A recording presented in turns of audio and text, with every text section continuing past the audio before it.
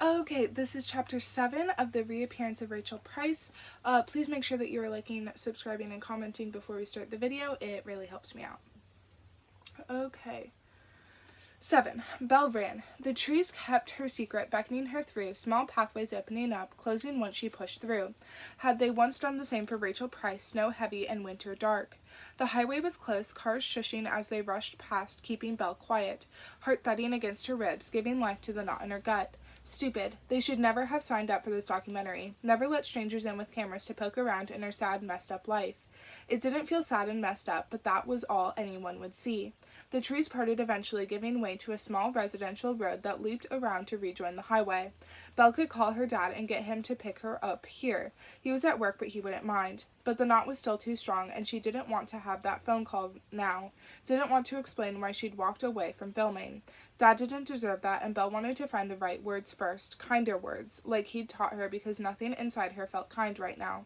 She could walk away from here. Did it still count as storming off when it would take the best part of an hour to get where she was going? Walk home, calm down, call Dad. A 3-step plan that Belle could follow, just one foot in front of the other. She walked alongside the highway, nerves spiking when a dirty-minded truck driver honked at her, rattling the world beneath her. She was trying to calm down. Fuck you very much, sir. Stepping along the midday shadows of the power lines above like a grounded tightrope walker. An ATV grumbling by too close, a star-spangled banner snapping in the wind. By the time Belle turned past the Circle K on Main Street, there was a warm patch on the back of one heel, the beginnings of a blister. Still a ways to go. Counting cards and losing track. Counting clouds, but they outpaced her, leaving her behind. When McDonald's appeared ahead, she knew she was almost home, those golden arches guiding the way. She turned right after the dollar store down Church Street, toward the railway tracks where she and Carter used to play dares. They got in trouble for that, too. Belle pressed her toe against the metal lip of the track as she crossed over. She could never just walk between, always had to touch them, an unspoken rule. She glanced up, the cemetery right ahead, then home. She wasn't alone. A woman had just crossed over the tracks in front of her on the other side of the road, walking slowly.